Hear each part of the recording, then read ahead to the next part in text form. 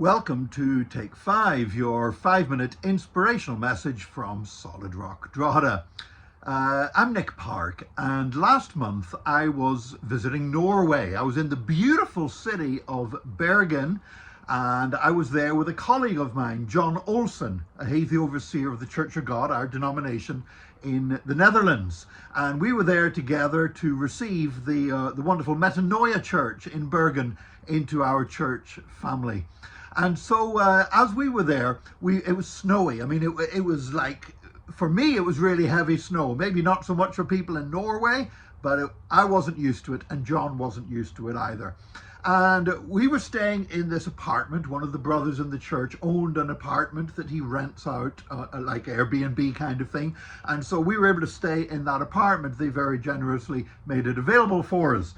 Now, here was the thing. There was a hill going up to the apartment, and unless people were driving a four-wheel drive vehicle, they couldn't get up the hill. So we had to walk down the snow-covered hill from the apartment to get to where the car would be waiting for us each time we got picked up.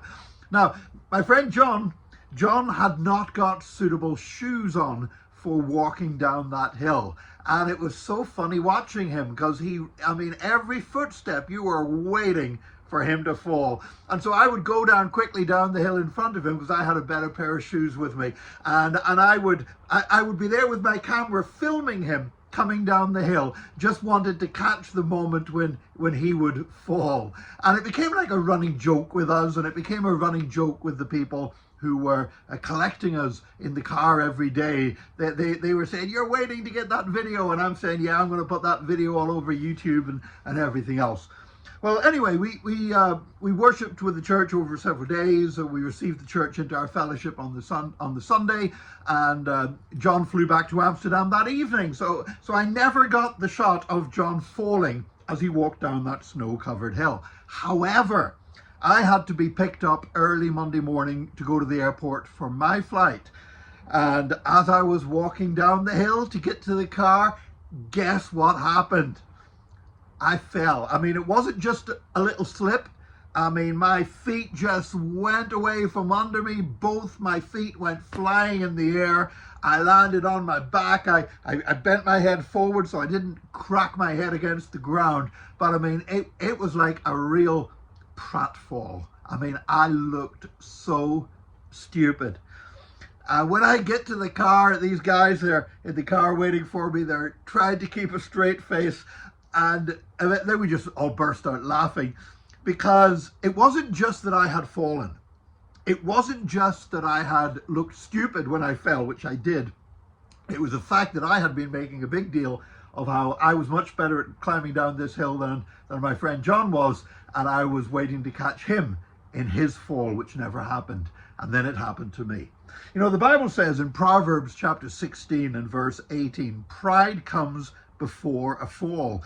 Or many modern translations actually translate that much stronger, that pride comes before destruction.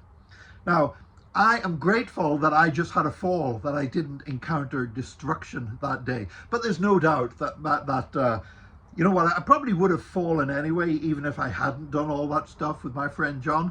But I think I set myself up for it to make it so much more humiliating for me when I did do that stupid looking fall.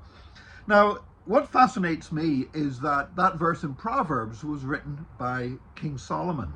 And King Solomon, of course, it is the wisdom of Solomon. He's sharing his wisdom. And yet Solomon himself lived out that verse probably more so than anyone that would ever read his words. Because Solomon was the wisest king who ever lived. And yet he ended up doing something incredibly foolish. He ended up taking multiple wives and concubines to himself, many of them who were pagans, and as a result, he brought false idol worship into the royal palace right at the center of the nation of Israel. Now, the destruction that came, it did not happen in Solomon's own lifetime. David said he would spare him seeing the destruction, or God said he would spare the destruction in Solomon's lifetime because for the sake of David. but that God would allow it to come afterwards. And sure enough, then under Solomon's son, the nation ended up splitting in two, and it became the nation of Judah and Israel, and never were united again. So Solomon himself discovered that pride comes before a fall. And I just wonder, we don't know exactly when Solomon wrote those Proverbs. Did he write it before this happened? Or was he speaking from experience that pride comes before destruction?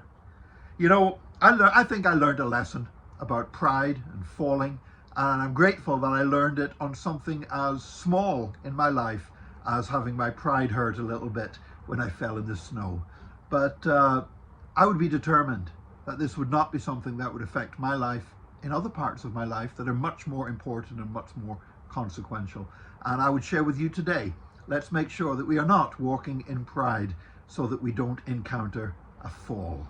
May God bless you today, and join us again tomorrow for another Take 5, your 5-minute inspirational message from Solid Rock Drogheda.